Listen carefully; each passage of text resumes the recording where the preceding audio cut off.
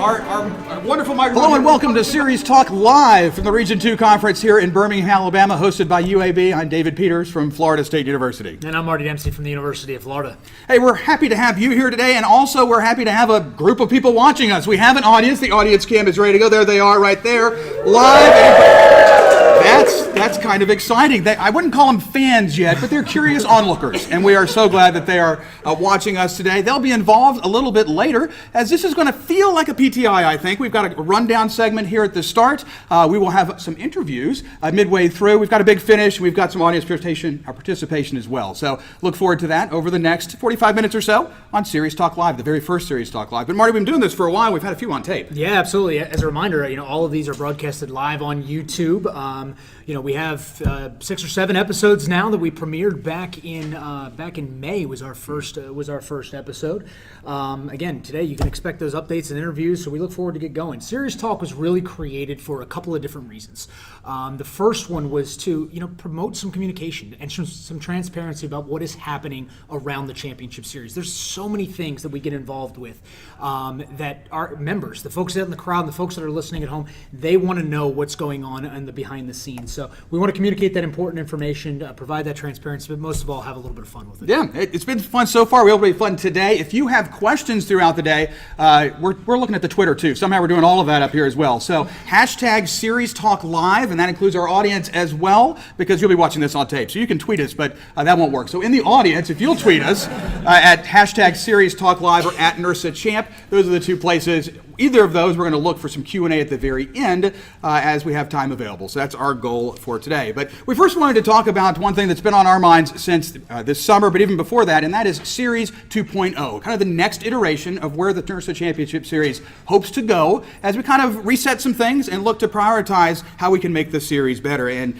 there were 15 NIRSA members who got together in Atlanta for 3 days to talk this through, some great conversation, and out of that came this long-term vision that our audience can see on screen here. It's been published on the website as well. And Marty, a lot of work, but I think we're real pleased with where we're headed. Sure. The idea was really to create a roadmap. Every year we are inundated with so many different events and programs. Many people in the crowd have been involved in those. So it gets really tough to think about, what is coming 3 to 5 years from now? What is the direction that we want to head? So we really looked at our why. Develop the 4 Ps that you can see on the board and on your screen right now with specific intentionality behind those strategic priorities. Are assessing that operational success. What does it mean for our tournaments to be successful? The participant experience, that is huge for us. Without participants, we don't exist. So how can we elevate their experience? Communicating the impact of involvement. Why should directors support the series and want to spend their money to send teams to these different events? And then educating staff about opportunities so we can really hit. Many of us here in the room got our start professional development-wise through the NIRSA Championship Series. How do we continue to pay that forward as we go into the future? Well, and what that's going to take are some action plans that are getting off the ground now, different priorities, certainly, as we're trying to work on many things. But Marty, talk through some of those action plans that we're looking at in the near future. Sure, absolutely. And that's really what we care about. These are great. But if we're not doing the things to really move it forward, then this doesn't go anywhere, right? So a couple of things that we have already done this year. The SeriesTalk podcast being one of them. It was bred out of this Series 2.0. We recognize that many of our stakeholders want to hear about what's happening in the series. That's what we're trying to do, is bring that communication. Participant experience. Flag football, one of our original sports. It's something that we all care very deeply about. In some areas of the country, it is not performing as well. We're going to get into that a little bit later. So Gerard Davis from Ohio State, the flag football chair, is going to be putting together a task force, so separate from the committee, that is really going to look at why is flag football, why is it falling in numbers across the country? What can we do to continue to elevate and bring that back to what it used to be? And then looking at assessment. Assessment's so important. We all know this within our recreation programs back at home. We have to make data-driven decisions. So we need that data. So how do we get that from regional and national events?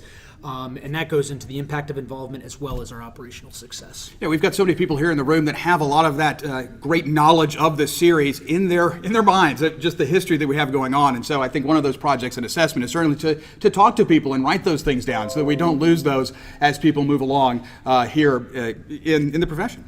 Also, I think I just got an email, so we'll keep that in mind too. I forgot to turn those off. Moving forward as we get into the rundown, and I think we've got a clock here, so here we go. Let's talk about work team chairs first, Marty. We've got some key people here from Region 2 and across the country. Yeah, absolutely. Pointing out our 9 different work team chairs, 4 of them do come from Region 2. A big thank you to several of our members that help volunteer with the series. They really, when we talk about action plans, we've got the executive team, you've got the task force, but this is really where a lot of that work happens. There's 2 different sets of work teams for those that didn't know that. You've got your sport work teams and your operational work teams. The support work teams support each of the events and the different initiatives that we have going on at the regional and national level. So they may do things like selection of host sites, the different liaisons to events, specific initiatives that go along with that sport. And then you've got the operational committees, the brand management, assessment, student and professional development, and standards. And all 4 of those look to really unify the key areas throughout all of the sports. So we kind of have a consistent look across the board. For members who want to be involved, applications are coming up again as we get ready to retool for the next year. Look for those in mid-November. They'll close in mid-February. Hey, let's transition a little bit now and talk about soccer. Some new things happen with this year's soccer lottery. Oh, there's my picture there because we did something live with soccer, a new draw, and I think that was pretty fun. But new things we're trying to connect with our participants on too. Sure. Soccer's really unique in how it works. It's a little bit different than what we're used to in basketball and flag football. There are 2 different divisions within soccer. So the open division, which is really what the lottery is all about, half the teams are locking up their spot in the national championship before the regionals even happen. So they get that invite to the open before the regionals even begin. But they are still competing at the regional level, hoping to move up from that open championship up into that championship bracket over in Foley, Alabama.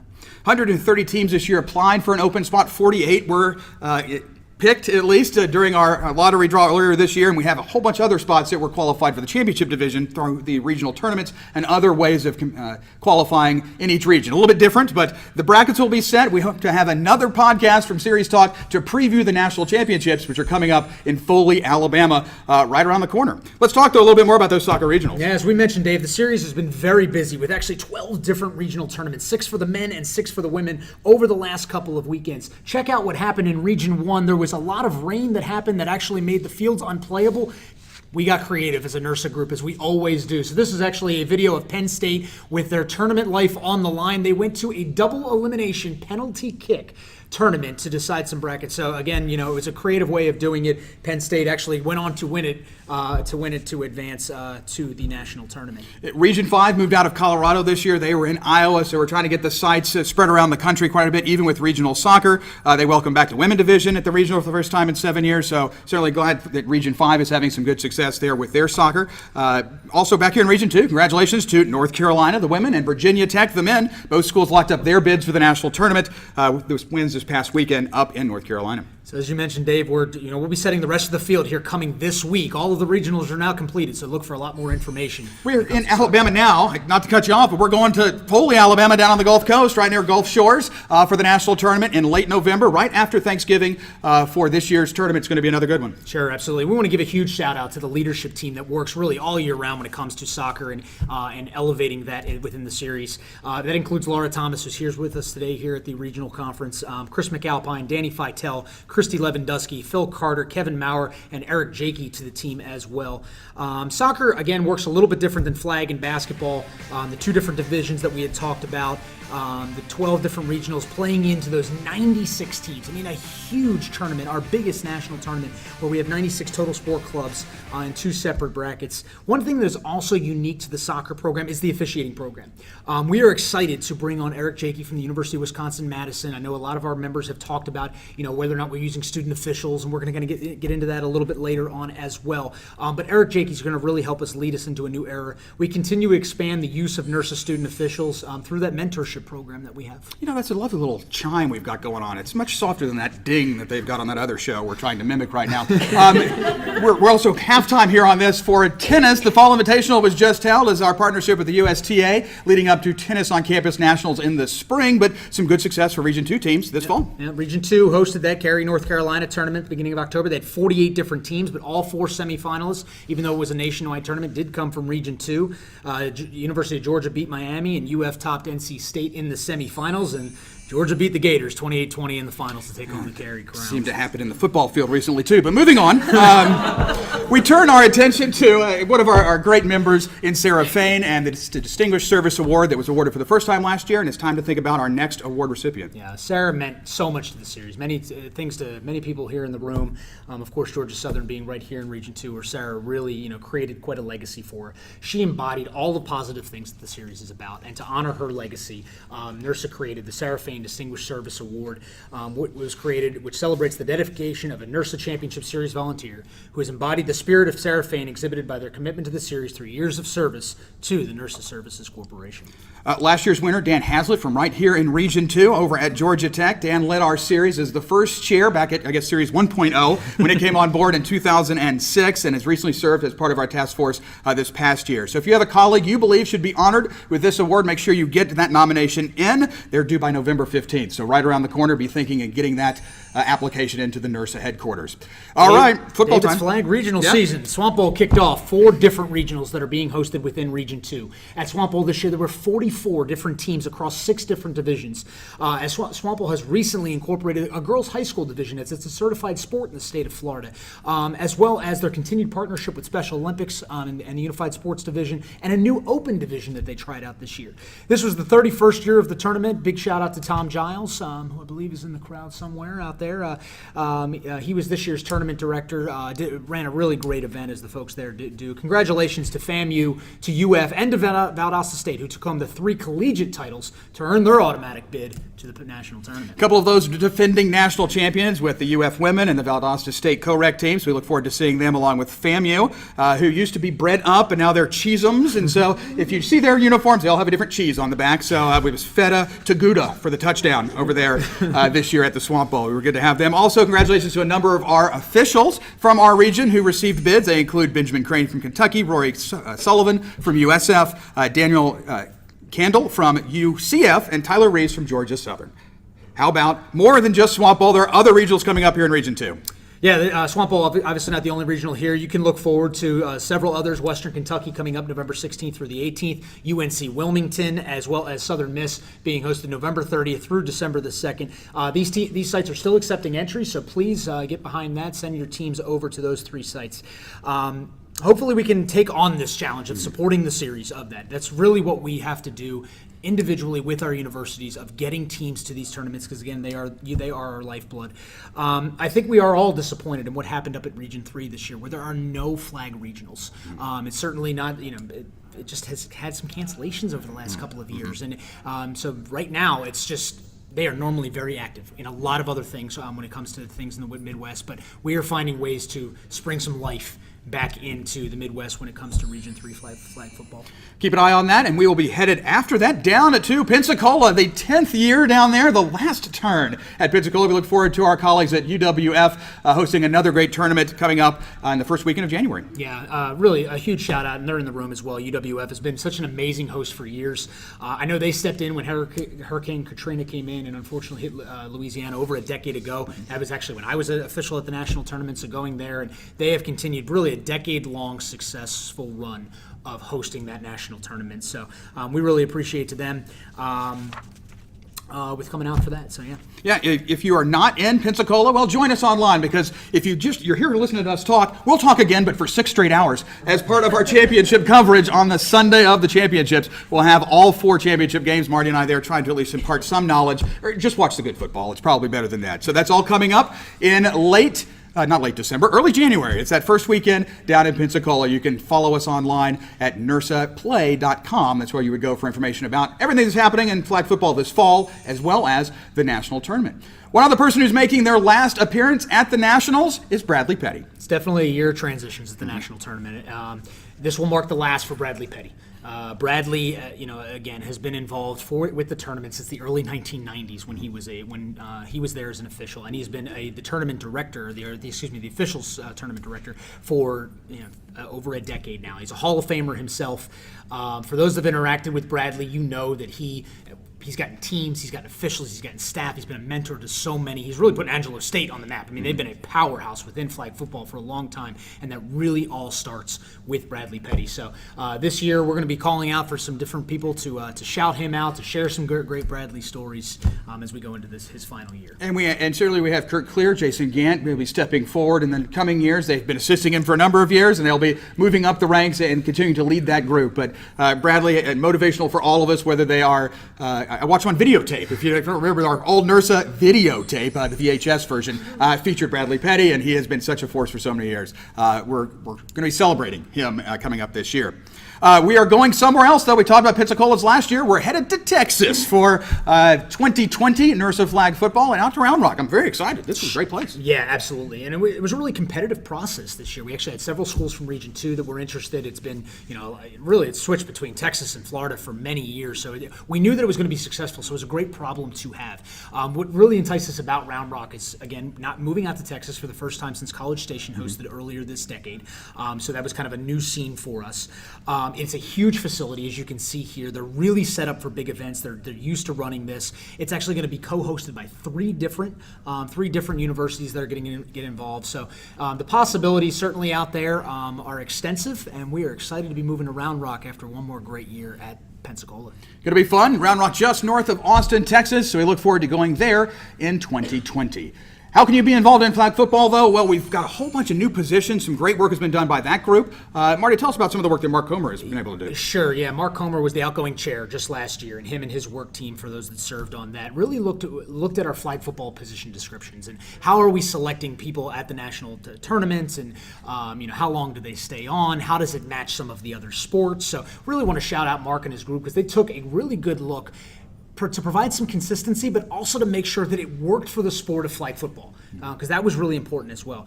These new position description outlines, term limits, all of those things are available online right through NIRSA Play, so you can look at that right there. It outlines the officials, the all-tournament, the operations, as well as the media relations, and you can look for a lot more information on all of those different positions and how you can apply shortly after the 2019 National Championships in Pensacola, Florida. Absolutely. We'll be jumping on that in January, and you can hear more about it in February at the annual conference, where, quick sidebar, the next Series Talk Live will be held there at the annual conference in Boston. But also coming up this spring, a new site for basketball as we head out to Wichita and Wichita Hoops for this year's national championships. The whole city of Wichita is really behind this. I got a chance to see their presentation. Their sports commission very involved in this. They're really excited about it, and it's a new opportunity for NIRSA. Honestly, moving out to Region 5, which, it's in the middle of the country, presents some exciting opportunities for some and definitely some challenges for some others, as we're not as packed in with a lot of universities right there. So, but I do think that this presents just a wonderful opportunity for us to kind of see what that looks like moving forward. We owe it to Raleigh and to Columbus to really shout them out. They've done such a terrific job in providing a great roadmap. So I have no doubt that because of their work, Wichita will be truly successful with their 3-year run. We'll continue to have multiple divisions there with our club teams, as well as the intramural side and our unified division. And of course, club basketball is doing really well this year. We've got a record number of teams, if I'm not mistaken. Yeah, Drew Cantwell's here at the conference, shouting him out actually from Region 4 from Louisiana, but he is here. We are in the mid-50s already for registration. So if you see Drew here, or if you connect with him online, you can find out how to get your school involved with the club basketball division. Hey, and one of those other big successes that we have seen, it's been featured on ESPN, is some of our connections, again, with unified sports, and particularly in basketball. Yeah, we have seen continued great success with unified sports, and like you said, in both flag football and basketball. But soccer is starting to have those conversations as well to try to get that in that landscape too. This has continued to gain some national popularity as well, as ESPN has recently released a video with some people that are here in the room actually were featured in, and it's important for us. We were at the USA Games in Seattle every step of the way along with unified sports. It seems like NIRSA is right there walking side by side. We're all about inclusion. We're all about opening up new opportunities for people. It really just fits with what we do both on campuses, but both also with what we do within the NIRSA Championship Series. All right, we've got 7 seconds here left to take a breather. Are you all right for that? That's been a lot of talk in the rundown. So we're going to shift gears here, and because this is live and we don't have sponsors yet, there's no commercial break, we're going to excuse Marty from the table, bring up a couple of special guests, and talk a little bit more. So Marty, you grab a snack, water, get something. Let's join for a couple more folks here as we continue on with SeriesTalk.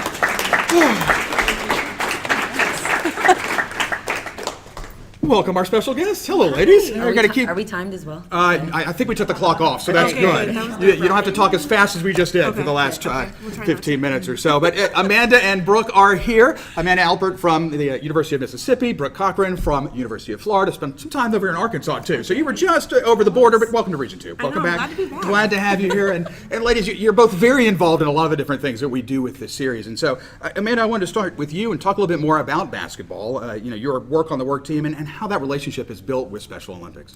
Yeah, so definitely have enjoyed to just see growth. Really, that's been the greatest thing about this and bringing unified sports along with the championship series. So I want to give a shout out to Scott George, who's been a great impact on unified sports and how it works with NIRSA. So the first year at the national tournament, we had 4 unified teams, and each year it's grown, which has been the best part about this. So 4 teams the first year to 6 to 8, and I hear now that we're planning on 12 for this coming year. Right. So that's been the greatest part about all of that. Yeah, it's been great to see. I mean, that growth has just been tremendous, and to watch the enthusiasm and excitement that brings to the tournament is just something special. So we look forward to seeing that in Wichita. Definitely. Of course, we've seen that in some other tournaments too. Swamp Bowl has had unified for a couple of years now. Brooke, how did that go this year, and your history with that? That's right. We had another unified division for Swamp Bowl, and it ran fantastic.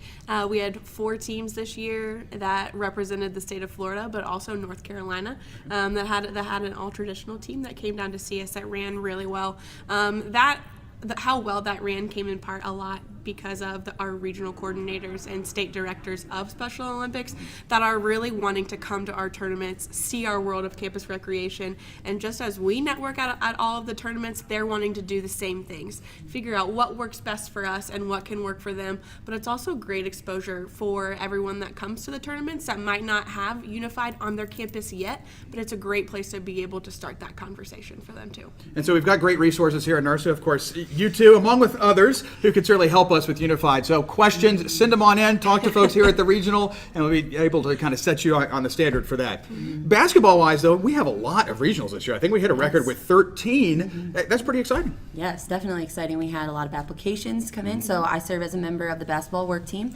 And for those of you that may not know what that application process looks like, there's a lot of details that go into when host sites apply to host an event. And our work team has a lot of conference calls. We take a lot of time to review those applications because we want to provide our participants and our staff with the best possible options. We look at a lot of different things. It's not just the applications, even things like location and what we can provide our participants and our teams. So in this year, something new that our work team did is we actually had potential host sites give presentations. So we really are taking this seriously, and we're gathering all information we can. And this year, we're excited to offer 13 tournaments. Mm-hmm. So it's all about, again, as long as it's not conflicting with dates and locations, like why not offer another one, right? And we had some great applications come in, so we're excited to offer that extra tournament this year. We've got 3 here in Region 2. Help me remember, ECU. ECU, Georgia Southern, and Florida. Okay, all in I think the month of March. So opportunities here in Region 2 to be part of basketball as well coming up in the spring. Hey, let's go back to the fall though. From here, flag football, more regionals we've already talked about here in Region 2. We've already had one successful one with the 4, but a lot of different initiatives are happening in flag football. What are some of the things we can look forward to in your work with the committee and the work team for flag football? Right. So the work team has been working hard. It's in our name. It's what we're supposed to do. We have a lot of really exciting charges that have already, a lot of people have already seen through our webinars. We're really trying to make those not just putting it on a new PowerPoint slide and sending it out. Everyone that has had a part in those webinars are really experts in what they're speaking on and wanted to give helpful information to all of the host sites, whether they've hosted for years on end or this is their very first one. We also have some really exciting charges that are all participant focused to keep us active throughout the entire year instead of just saying, oh, well, when the national tournament's done, our work is done. We want to keep going, talking about the participant experience and how we can continue to enhance that for them, so that as we keep going with hopefully hosting more regionals just like basketball, we can keep those teams and those people coming back each time. Right, and let's talk a moment about that long-term vision. We saw it on the screen a little while ago, some different priorities we've got working on. We've got great supporters, great stakeholders, but as we try to look at that experience, let's talk a little bit about the value to the staff experience, and that includes student officials. They're part of the working force that we have at those tournaments. Explain what we're looking for as we look at the long term for that. Yeah. Yeah, so with our staff at these tournaments, the biggest thing is they're getting exposure too. So we're talking about this experiential learning through sport, right? So when they're coming to these tournaments, they're seeing these large scale events, right, that another school maybe is putting on, but they get to have a part of that. They get to bring that information, that experience back to their own campus. And they're getting exposure to things like Unified, like we're talking about. Even some tournaments have open divisions, right? So we might not have things like that on our campus. We always have college students. So this exposure to new things at the tournament. But like officials, they're getting advanced feedback from, professionals at other institutions, and they're able to bring back that information and really make our programs on our campuses better. And so whether they're staff or officials, we all can bring back more information because of that experience we're getting at these tournaments. And even things like bringing back tips of how to lead trainings, how to evaluate officials, and that's beneficial for not only staff but officials as well, because a lot of them on their campuses are going to be supervisors that are out on the field evaluating. So much comes from volunteering our time at these tournaments and can benefit our campuses when we get back. Well, and that's part of that tagline, experiential learning through sport. And we're seeing that for our staff, certainly getting those experiences, but participants too. It's one of those priorities is the participant experience. Brooke, what are your thoughts for our student participants? Yeah, I think it is becoming even more of something we're paying attention to, because we want them to come back. Without our participants, it's going to be harder to run these tournaments. So I know that a lot of the work teams, assessment work team that is part of the championship series as well, is trying to reach out and ask, what do you want? We want to hear your voice. We want to get the feedback to make all of these better. And just as I said earlier, we go to these tournaments to network. The students that go to those are the exact same thing. They might not know that club is an option, or that getting involved in Unified can be something that they can do, and really just opens their eyes to what campus recreation is. It's not just where you go play intramural sports or you go work out. It is this larger body that so many of us are a part of, and that's why there are 500 plus of us here today. Mm-hmm. Absolutely. And as we look at some of those priorities, we had of all of those things up there, priorities, we have the four of those, which are the assessing operational success, so our assessment piece, the participant experience, educating members to the opportunities that are part of the series, doing a better job of that, and then just communicating our story. Which one really sticks out for each of you? Well, we've talked about this a lot, but mine is definitely the participant experience, and that is because that's how I got my start in the Champ Series. So I was a club basketball player and also participated in flag football tournaments. So to me, every time I'm volunteering at these tournaments, I'm always thinking about how I felt when I went to those tournaments and the fantastic job all the staff did and the time that they put in to provide me the opportunity to play. And so I always have that participant experience in my mind. And so I love that this is definitely at the forefront. Other people are starting to really focus on that and just to make their experience great so they keep coming back. And so that's really the one I'm looking forward to. Good, Brooke? I'm really excited to communicate our story. Something that we're all facing on campus a lot is telling your story. Tell us your why. Prove why that's okay. And I'm excited to be part of that with the championship series, because that's something that we're faced with host sites. Why are you putting all of the money into this tournament? I think it's going to be really great to start capturing some of those bigger picture and kind of fluffy, feel-good moments from everyone of why they come, and whether that's from the official perspective, the staff, some of the teams that roll in. I think that's really going to help. And I know one of the great things, it also helps to kind of connect the students that play to even their parents. I know whenever we're at the national tournaments or even any of the regional ones, parents are following along on Twitter, on Instagram, and if those updates aren't coming, you're going to know. So it's really cool to see that we have this larger following outside of just NIRSA, and we do have parents, families, and institutions really banking on that information to come into them. And I think the more that we get to communicate and share our story, that's only going to help us.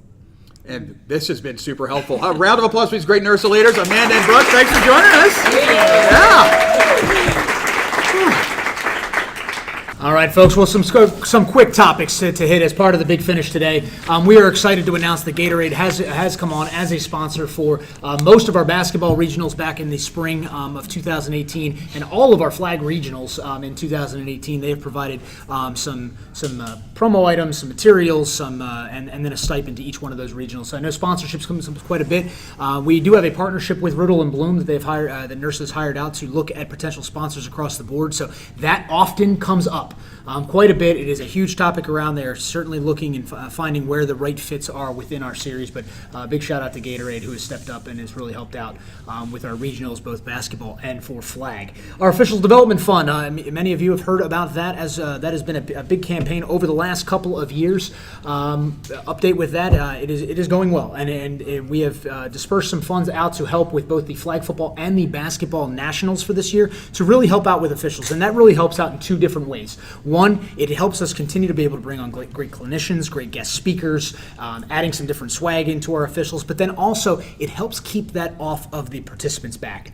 Again, our lifeblood, it's who we are about. We can't continue to raise participant prices just because other expenses are going up. So if you haven't had a chance to look into that official development campaign, I'm happy to talk more about it offline as well. But that is happening within the series.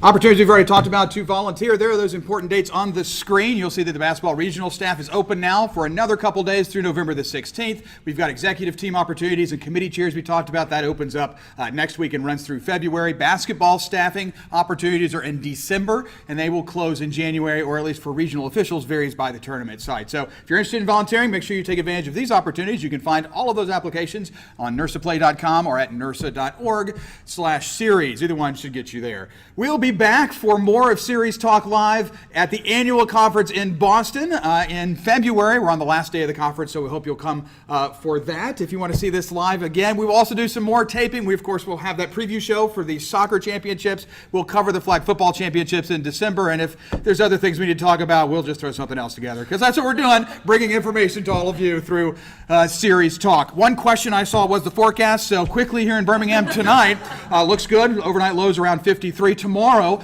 chance of a shower, about 50%, and an afternoon high of 68. That's Series Talk. That's it.